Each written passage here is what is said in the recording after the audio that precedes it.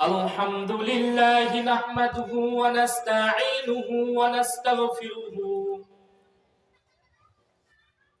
ونعوذ بالله من شرور أنفسنا من يهدي الله فلا مضل له ومن يضلل الله فلا هادي له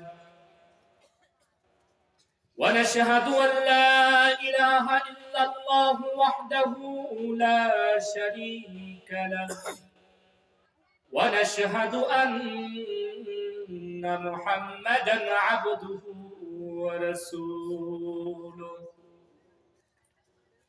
الذي أرسله الله تعالى بالحق بشيرا ونذيرا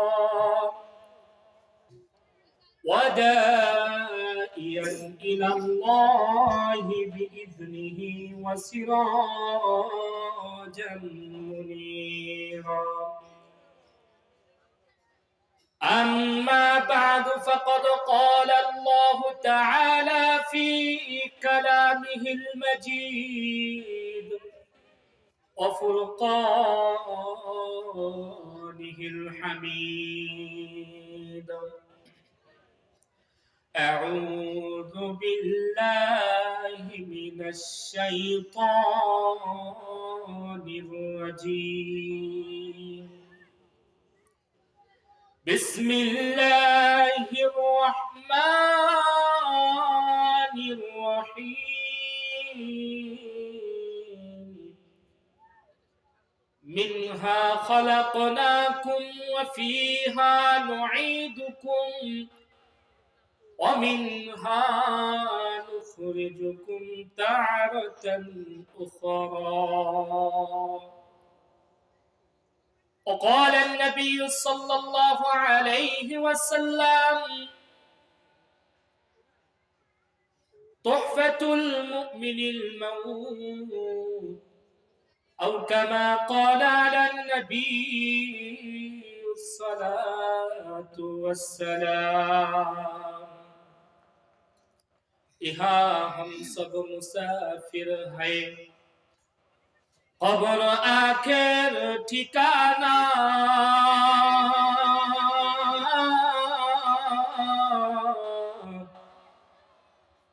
कोई आगे रवाना है कोई पीछे रवाना बलगल उला बिकमालिही كشف الدجى بجماله حسنت جميع خصاله صلوا عليه وعاله الحمد لله সর্বপ্রথম শুকরিয়া জ্ঞাপন করি যে রব্বুল আলামিন আমাদের সকলকে দয়া করে মায়া করে মহাব্বত করে ভালোবেসে মধ্য শিমুলিয়া হযরত খাদিজাতুল কুবরা রাদিয়াল্লাহু তাআলা আনহা হাফিজিয়া মহিলা মাদ্রাসা ও রাওজাতুল কুরআন ইসলামী একাডেমি মাদ্রাসার মাহফিলে আসবার মতো বসবার মতো তৌফিক দান করেছেন ওই রব্বে কাবার মালিকের দরবারে একবার শুকরিয়া তান জ্ঞাপন করি সকলেই বলি আলহামদুলিল্লাহ সর্বোপরি দরুদ ও সালাম আখিরি জামানার পয়গম্বর সাইয়্যিদুল মুরসালিন খাতামান নবিয়্যিন জনাব মুহাম্মদুর রাসূলুল্লাহ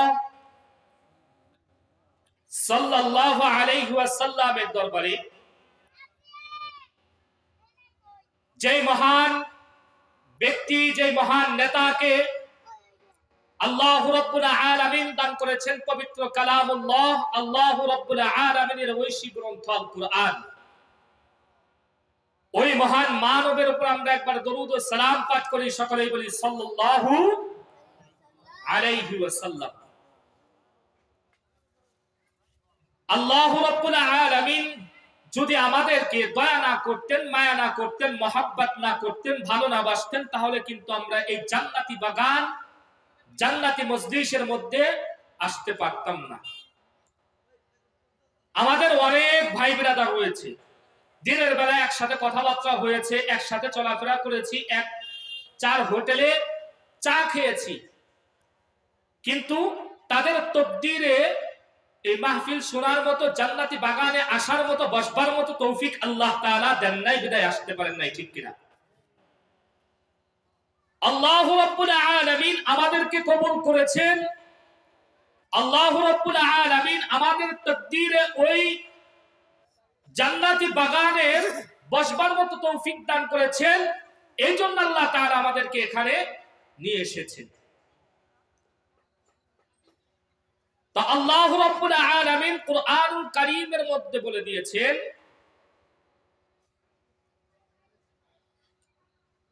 29 পারা সূরাতুল মুলকের মধ্যে আল্লাহ তাআলা বলেন, তাবারাকাল্লাযী বিয়াদিহিল মুলক। আমি আল্লাহ রাব্বুল আলামিন এই আসমান এবং জমিনের মধ্যে যা কিছু তোমরা দেখতে পাও,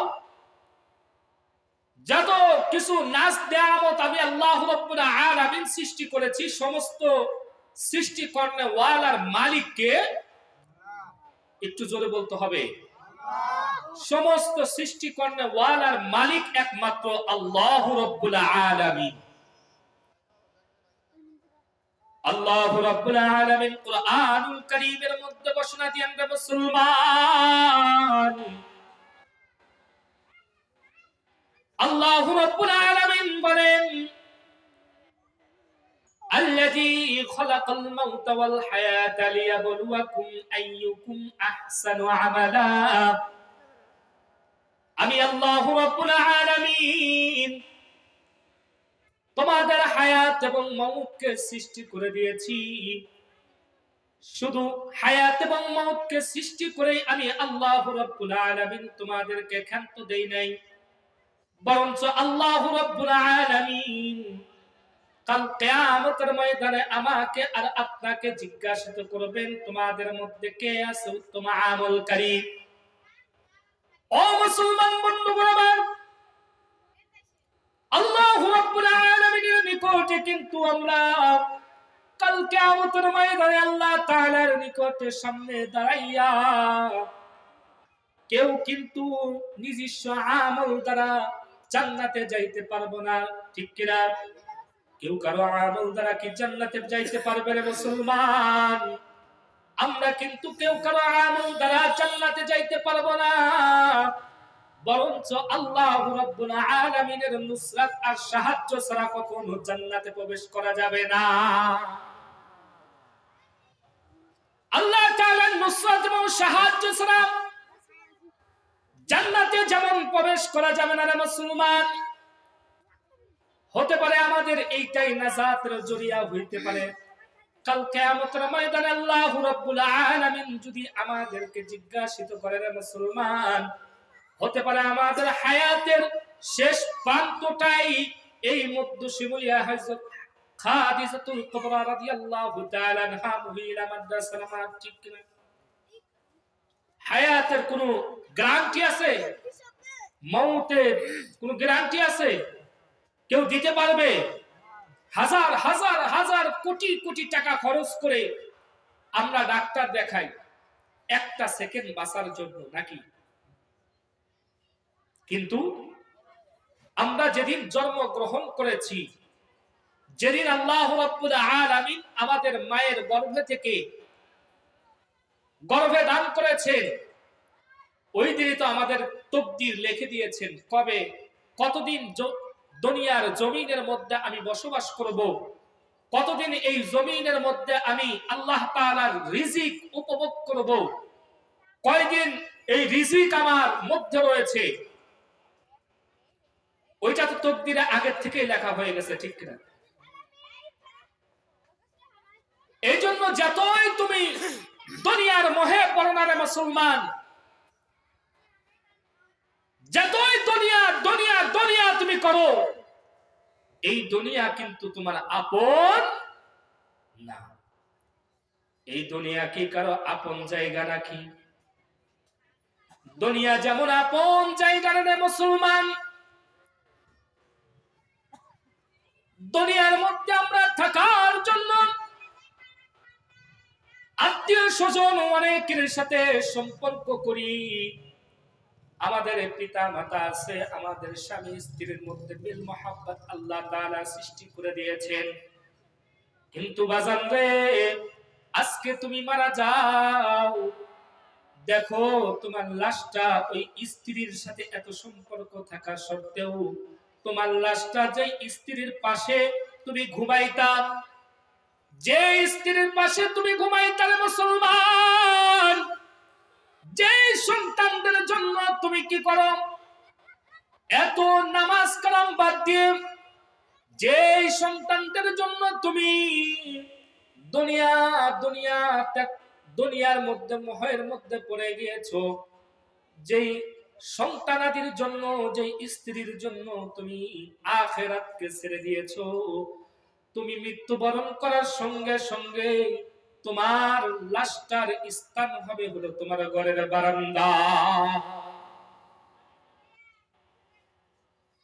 স্ত্রীকে যদি বলা হয় এই লাশটা আব্দুর রহমানের লাশ, এই আব্দুর রহমানকে তোমার ঘরের মধ্যে নিয়ে যাও। সন্তানকে বলা হয় তোমার বাবার লাশটা তোমার ঘরের মধ্যে রেখে দাও, যেহেতু আগামীকাল সকাল বেলায় তার কবরস্থ করা হবে, তাকে দাফন কাফন করা হবে। কিন্তু সন্তান বলবে রে মুসলমান, আমার বাবার লাশটা ওই উঠানের মধ্যে রেখে দাও, আমরা দরকার হইলে পাহারা দেব। কেননা আমার বাবার লাশটা যদি ঘরের মধ্যে নিয়ে আসো তাহলে আমাদেরকে ভয় করে, ভয় লাগে। স্ত্রী বলবে আমার স্বামী ইন্তেকাল করেছে, মারা গিয়েছে, তার লাশটা বারান্দার মধ্যে রেখে দাও, কারণ তুমি যদি এখন আমার ঘরের মধ্যে উঠাও তাহলে আমার অন্তর অনেক ভয় করবে। ও মুসলমান, এই সন্তানদের জন্যই তো তুমি আল্লাহকে ভুলে গিয়েছো, এই স্ত্রীর জন্যই তো তুমি মসজিদে আযান হয়েছে তুমি নামাজে যাও নাই, হক হালাল বাসো নাই, এই সন্তানদের জন্যই তো। আর তুমি মৃত্যুবরণ করার সঙ্গে সঙ্গে তোমার এই দেহ নামা খাসাটা তার ঘরে উঠাবে, কেউ ঘরে উঠায়ও সাহস পায় না। এই জন্য বাজান, মৃত্যুর কথা আমাদেরকে বেশি বেশি স্মরণ করতে হবে। ইহা হাম সব মুসাফির হ্যায়, কবর আখের ঠিকানা। দুনিয়ায় আমরা যারা এসেছি মুসাফির অবস্থায়, মুসাফির অবস্থায়, 2 দিনের দুনিয়ায় আমরা মুসাফির অবস্থায় এসেছি রে বাজান। আবার এই দুনিয়া থেকে আমাদের সকলকেই ত্যাগ করে চলে যাইতে হবে। এই জন্য কবি বলেছেন ইহা হাম সব মুসাফির হ্যায়, কবর আখের ঠিকানা। কুই আগে রওয়ানা হয়, কুই পিছে রওয়ানা। দুনিয়ায় আমরা এসেছি মুসাফির অবস্থায়। ও বাজান, আসার কিন্তু একটা সিরিয়াল রয়েছে। যেমন আমার দাদার পরে আমার বাবা এসেছে, আমার বাবার পরে আমি এসেছি, আমার পরে আমার ভাই এসেছে, আমার ভাইয়ের পরে আমার বোন এসেছে, ঠিক কিনা? কিন্তু বাজান, দুনিয়া থেকে যখন বিদায় নেওয়ার টাইম হয় তখন কিন্তু আমার আগে আমার ছোট ভাই দুনিয়া থেকে চলে যায় রে মুসলমান। পিতার আগে সন্তান দুনিয়া থেকে চলে যায়, আবার সন্তানের আগে পিতা দুনিয়া থেকে চলে যায়, ঠিক কিনা? নাকি আপনাদের এদিকে সিরিয়াল আছে? হ্যাঁ, আমাদের ওইদিকে সিরিয়াল নাই। আমি আবার মনে করছি আপনাদের ওইদিকে সিরিয়াল আছে, এজন্য সুবহানাল্লাহ মনে হয় কিছু কর না। সিরিয়াল তো কোনো জায়গায় নাই, নাকি? মৃত্যুর কথা স্মরণ করবেননি। আমরা অনেকে অন্ধকার জগতের মধ্যে লিপ্ত থাকি, বাবা মাকে খেদমত করি না। আল্লাহ রসুল সাল্লাল্লাহু আলাইহি ওয়াসাল্লামের সাহাবী, অনেক সাহাবী ছিলেন যারা বিধর্মী থেকে ইসলাম ধর্ম গ্রহণ করেছেন। আল্লাহ রসুল সাল্লাল্লাহু আলাইহি ওয়াসাল্লামের নিকটে এসে বললেন, ওগো পয়গম্বর, আমরা কি আমাদের পিতা মাতাকে খেদমত করব? আল্লাহ রসুল সাল্লাল্লাহু আলাইহি ওয়াসাল্লাম বললেন যে সবার আগে তোমার পিতা মাতাকে খেদমত করো। আমরা ভুলে গিয়েছি পিতা মাতার পায়ের নিচেই সন্তানের জান্নাত। এই বাবা মা যদি আমার আর আপনার জন্য এই দুনিয়ার মধ্যে একটা সেকেন্ড জীবিত থাকে, আর ওই একটা সেকেন্ড যদি আমার আর আপনার জন্য দোয়া করে, তাহলে বন্দুকের গুলি মিস যাবে, কিন্তু দোয়া আল্লাহ রাব্বুল আলামিন কবুল করতে কখনোই মিস করবেন না। আমরা কিন্তু ভুলে গেছি রে বাজান। ছোট্ট একটা ঘটনা শোনাই। জাহিলিয়াতের যুগ কেমন ছিল, জাহিলিয়াতের যুগ কেমন ছিল। একদিন আল্লাহর রাসূল সাল্লাল্লাহু আলাইহি ওয়াসাল্লাম মসজিদুন নববীর মধ্যে বয়ান করতেছেন। সেই বয়ানের মধ্যে হযরত দাহিয়াতুল কলবি রাদিয়াল্লাহু তাআলা আনহু বসা ছিলেন। হঠাৎ করে আল্লাহর রাসূল সাল্লাল্লাহু আলাইহি ওয়াসাল্লামের পিতা-মাতার খিদমত সম্পর্কে বয়ান করতেছেন। আল্লাহর রাসূল সাল্লাল্লাহু আলাইহি ওয়াসাল্লাম বয়ান করতেছেন, এর মধ্যে তাহিয়াতুল কলবি রাদিয়াল্লাহু তাআলা আনহু পিছন দিয়ে কান্না করতেছেন। কান্না এমন জোরে, কান্না ফুফায়া ফুফায়া কান্না করতেছেন। আল্লাহর রাসূল পয়গম্বর আলাইহিস সালাতু ওয়াস সালামের কান পর্যন্ত এই কান্নার আওয়াজ চলে গেলেন। দাহিয়াতুল কলবি রাদিয়াল্লাহু তাআলা আনহু এত জোরে কান্নার আওয়াজ আল্লাহর রাসূল পয়গম্বর আলাইহিস সালাতু ওয়াস সালামের কান পর্যন্ত চলে গেলেন।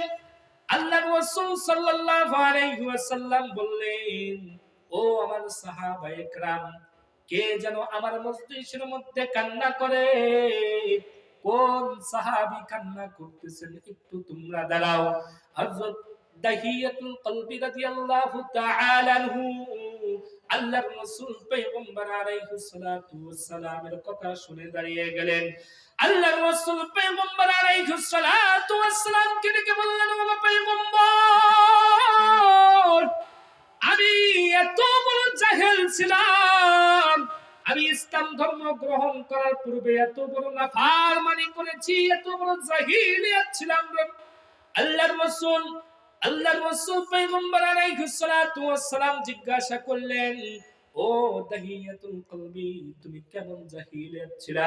তুমি এমন কি গুনাহ করেছো যেই গুনাহ আমার আল্লাহ রাব্বুল আলামিন maaf করার ক্ষমতা রাখেন না?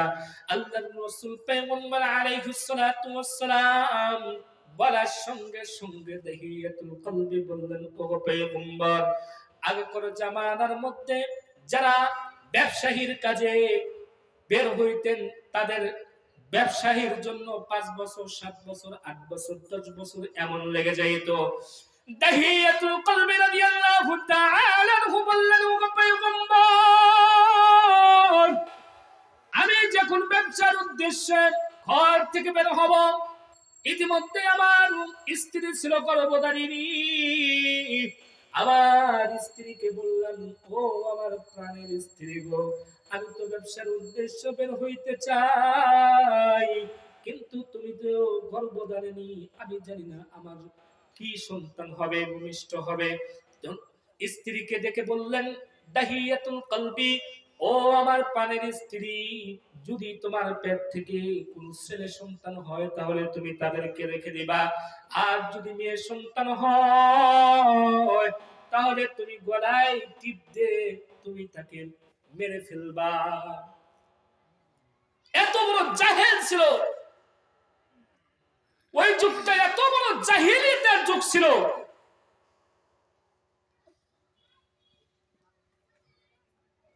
রাসূল পয়গম্বর আলাইহিস সালাতু ওয়াস সালাম বললেন, এরপরে কি হয়েছে? দাহিয়াতুল কলবি রাদিয়াল্লাহু তাআলা আনহু বললেন, ওগো পয়গম্বর, ব্যবসার উদ্দেশ্যে যখন আমি বের হয়ে গেলাম, 8 বছর 9 বছর 7-8 বছর পরে আমি বাড়িতে আসলাম। আসার পরে আমি দেখলাম আমার ঘরের মধ্যে ফুটফুটে সুন্দর একটা রমণী কন্যা সন্তান। স্ত্রীওয়ার ভয়তে দাহিয়াতুল কলবিকে বলতেছেন না যে এই সন্তানটা আপনার সন্তান, কারণ ওই জামানার মধ্যে এমন নিয়ম ছিল, যারা কন্যা সন্তান ভূমিষ্ঠ হবে যার ঘরে, সঙ্গে সঙ্গে কন্যা সন্তানকে মেরে ফেলা হইতো আর ছেলে সন্তানদেরকে রেখে দেওয়া হইতো। স্ত্রী ডাক দিয়ে বললেন, ওগো স্বামী, এটা কেউ না, সর্বপ্রথম স্ত্রী দাহিয়াতুল কলবি রাদিয়াল্লাহু তাআলা আনহু থেকে সন্তানকে লুকানোর জন্য অনেকভাবে চেষ্টা করেছেন, যাতে করে এই সন্তানের প্রতি দাহিয়াতুল কলবির একটা মায়া এসে যায়, মোহাব্বত এসে যায়, যাতে মায়া আসলে এই সন্তানকে আর দাহিয়াতুল কলবি আর না মারতে পারে। এই জন্য সন্তানকে লুকানোর জন্য দাহিয়াতুল কলবিকে বলেছেন এটা কোন আপনার সন্তান নয়। 2-1 মাস যাওয়ার পরে যখন দাহিয়াতুল কলবি রাদিয়াল্লাহু তাআলা আনহু জানতে পারলেন এটা আমার সন্তান, সন্তানও গিয়ে তার পিতাকে মায়ার কণ্ঠে ডাক দেয়, আব্বু আপনার কিছু লাগবে নাকি? সকালবেলা হইলে আব্বুর কাছে চলে আসে, দুপুরবেলা হইলে বাবার কাছে চলে আসে, রাত্রেবেলা হইলেও মুসলমান বাবার কাছে আসে। দেখবেন মেয়ে সন্তানের বাবার প্রতি বেশি মায়ার মোহাব্বত থাকে। দেখবেন মেয়ে সন্তানের বাবার প্রতি বেশি মায়ার মোহাব্বত থাকে। এরকম যখন করতে করতে দাহিয়াতুল কলবের একটা মায়া এসে গেল, মোহাব্বত জাগলো, দাহিয়াতুল কলবি বাজারে যায়, বাজার থেকে লোকজন তাকে ধিক্কার জানায় যে তোমাকে সমাজ থেকে বের করে দেওয়া হবে, তোমাকে আর সমাজে রাখা হবে না, কারণ তোমার মেয়ে সন্তান জন্মগ্রহণ করেছে আর ওই মেয়ে সন্তানকে তুমি আবার রেখে দিয়েছো। দাহিয়াতুল কলবি একবার বলে, মনটা বলে মেয়েকে মহব্বত করি, ভালোবাসি, আবার ওই জাহিলিয়াতের যুগে যেহেতু নিয়ম রয়েছে কন্যা সন্তান হইলেই তাকে কবরস্থ করে দাও, তাকে মেরে ফেলো, এরকম যেহেতু নিয়ম রয়েছে, আর একবার মনে মনে চিন্তা করে যে আমার সন্তানকে কি করব, মেরে ফেলব। এসে স্ত্রীকে বললেন, স্ত্রী এই সন্তানের নাম তুমি কি রেখেছো? স্ত্রী স্বামীকে ডেকে বললেন, ওগো স্বামী, যেহেতু এই সন্তানটা আপনার মতো দেখতে, আপনার মতো চেহারা, আপনার চেহারার সঙ্গে হবিকল মিলে যায়, এত রমণী সন্তান, এই জন্য আমি তার নাম রেখেছি জামিলা, আমি তার নাম রেখেছি জামিলা, রূপসী সৌন্দর্য, যার অর্থ আসে। দাহিয়াতুল কলবি রাদিয়াল্লাহু তাআলা আনহু হঠাৎ করে একদিন তার স্ত্রীকে বলল, ও আমার প্রাণের স্ত্রী, আমি মেলায় যাইতে চাই, আমার সন্তান জামিলাকে সঙ্গে নিয়ে আমি মেলায় যাইতে চাই। স্ত্রী মনে মনে চিন্তা করলো, হয়তো এতদিন ধরে সন্তানের প্রতি একটা মায়া আর মহব্বত, ভালোবাসার বন্ধন সৃষ্টি হয়েছে, এই জন্য হয়তো আমার সন্তানকে নিয়ে সে মেলায় থেকে ঘুরে আসতে চায়, কিন্তু না না না, দাহিয়াতুল কলবির মনে কিন্তু এটা ছিল না। দাহিয়াতুল কলবির অন্তরে ছিল মানুষটাকে ধিক্কার জানায়, মানুষটাকে অপমান করে, অপদস্থ করে, বাজারের মধ্যে যাইতে পারে না, সমাজের মধ্যে হাঁটতে পারে না। এই জন্য দাহিয়াতুল কলবি মনে মনে চিন্তা করেছিলেন যে এই সন্তানকে যদি আমি কবরস্থ করে দেই, মেরে ফেলাই দেই, তাহলে হয়তো মানুষজন আমাকে মায়া করবে, মহব্বত করবে, ভালোবাসবে, সমাজের মধ্যে আমি দাঁড়াইতে পারবো, সমাজের মধ্যেও আমি টিকে থাকতে পারবো।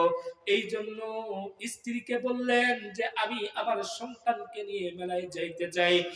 স্ত্রী তার মনে মনে চিন্তা রইল, আজ 2-3 মাস হয়ে যায়, আমার সন্তানের প্রতি মায়া আর মহব্বত হয়তো চলে এসেছে। এই জন্য সন্তানকে সাজাইয়া গুছাইয়া তার পিতার হাত ধরে চলে যায়, হাত ধরে দিয়ে পাঠায়। সন্তানকে লইয়া দাহিয়াতুল কলবি তার কোলের মধ্যে নিয়ে নেন। যতক্ষণ পর্যন্ত দাহিয়াতুল কলবি রাদিয়াল্লাহু তাআলা স্ত্রীর চোখ যায় ততদূর পর্যন্ত সন্তানকে কি করলেন, কোলের মধ্যে করে নিয়ে গেলেন, যাহাতে করে তার স্ত্রী মনে করে হয়তো আমার জামিলাকে তার বাবা অনেক বেশি মহব্বত করে, মায়া করে, মহব্বত করে, এই জন্য কোলের মধ্যে করে মরুভূমির এলাকা দিয়ে হাঁটতেছেন। যেই মাত্র দেখলেন যে তার স্ত্রী আর দেখতে পারেন না, তখনই পথের মধ্যে গিয়ে জামিলাকে নামাইয়া দিয়ে হাত ধরে ধরে ওই বালুময় স্থান নিয়ে যাচ্ছেন মরুভূমির মধ্যে। জামিলা জিজ্ঞাসা করলেন, বাবা আপনি তো আমাকে বাড়ি থেকে বের করে নিয়ে আসছেন যে আপনি মেলায় যাইবেন, কিন্তু মেলায় না গিয়ে আমাকে কেন মরুভূমির রাস্তার মধ্যে নিয়ে যান? জামিলার বাবা দাহিয়াতুল কলবি বললেন, ওগো মা, সামনের দিকে হচ্ছে মেলা, আর ওই সামনের দিকে যাওয়ার জন্যই এই মরুভূমির রাস্তাটাকেই আমাদেরকে অবলম্বন করতে হবে। সন্তান যখন যাইতে যাইতে হঠাৎ করে দাহিয়াতুল কলবি রাদিয়াল্লাহু তাআলা আনহু রাস্তার মধ্যে দাঁড়িয়ে গেলেন, দাঁড়াইয়া একটা কূপ খনন করলেন। কূপটা খনন করার সঙ্গে সঙ্গে যখন কূপটা খনন হয়ে গেল, দাহিয়াতুল কলবি রাদিয়াল্লাহু তাআলা আনহু আল্লাহর রাসূল পয়গম্বর আলাইহিস সালাতু ওয়াস সালামকে ডেকে বললেন, ওগো পয়গম্বর আলাইহিস সালাতু ওয়াস সালাম, আমি এতটাই নির্বোধ ছিলাম, আমি এতটাই হতভাগা ছিলাম যে আমার সন্তান, আমি যখন ওই কূপটা খনন করতেছিলাম, আমার জামার আস্তিনের মধ্যে জামার মধ্যে বালু লেগে যাইতো, আমার সন্তান এসে বালুখানা ঝাড়া দিয়ে দিত। আমার সন্তান যখন আমার দাড়ির মধ্যে কি লেগে যাইতো, বালু লেগে যাইতো, ময়লা লেগে যাইতো, আমার জামিলা এসে এই দাড়িকেও সুন্দর করে পরিষ্কার করে দিয়েছেন। ও পয়গম্বর, শুধু তাই নয়, আমার সন্তান যখন আমি ওই গর্ত খনন করতে করতে আমি হাঁপাইয়া যাইতাম, আমি যখন আমার শরীরে ঘাম প্রবাহিত হইতে লাগলো, আমার সন্তান কি করলেন,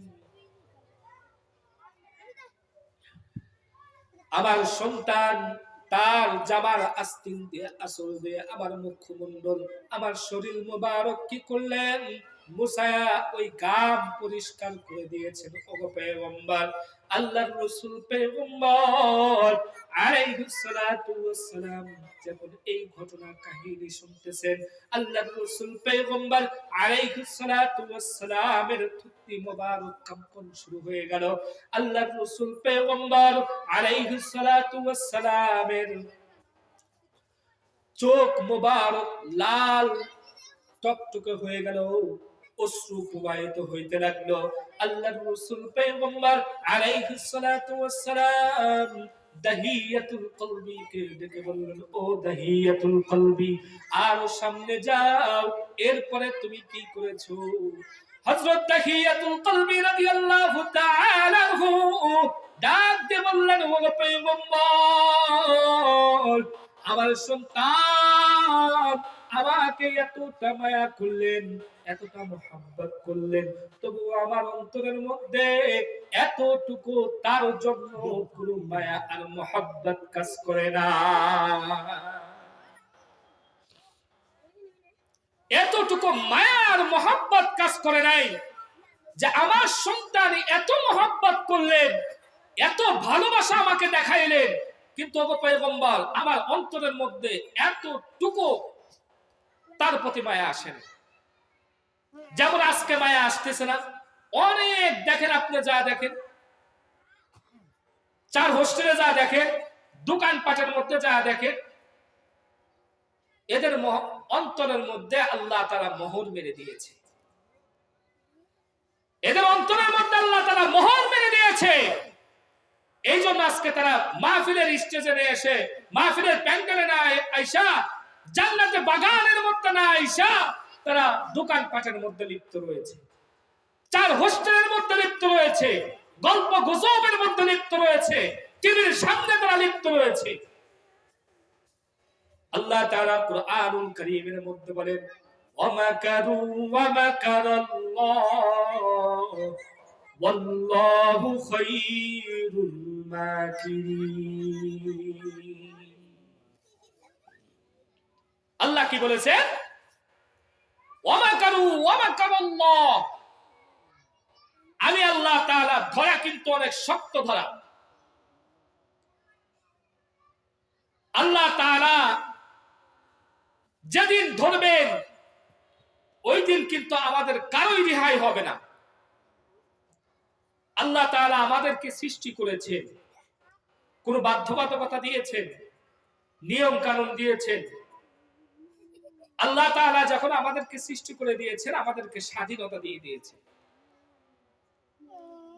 ইচ্ছা করলে তুমি আল্লাহ তাআলার নৈকট্য অর্জন করে তুমি জান্নাত সার্টিফিকেট নিতে পারো, আবার ইচ্ছা করলে তুমি গুনার কাজ করে তুমি জাহান্নামে যাইতে পারো। ঠিক কিনা? আল্লাহ তাআলা কিন্তু স্বাধীনতা দিয়ে দিয়েছে। কোন মানুষকে আল্লাহ তাআলা কিন্তু ধরেন না। ধরবেন কবে? মুসলমান ধরবেন কবে? কাল কিয়ামতের ময়দানে আল্লাহ তাআলা শক্ত করে ধরবে।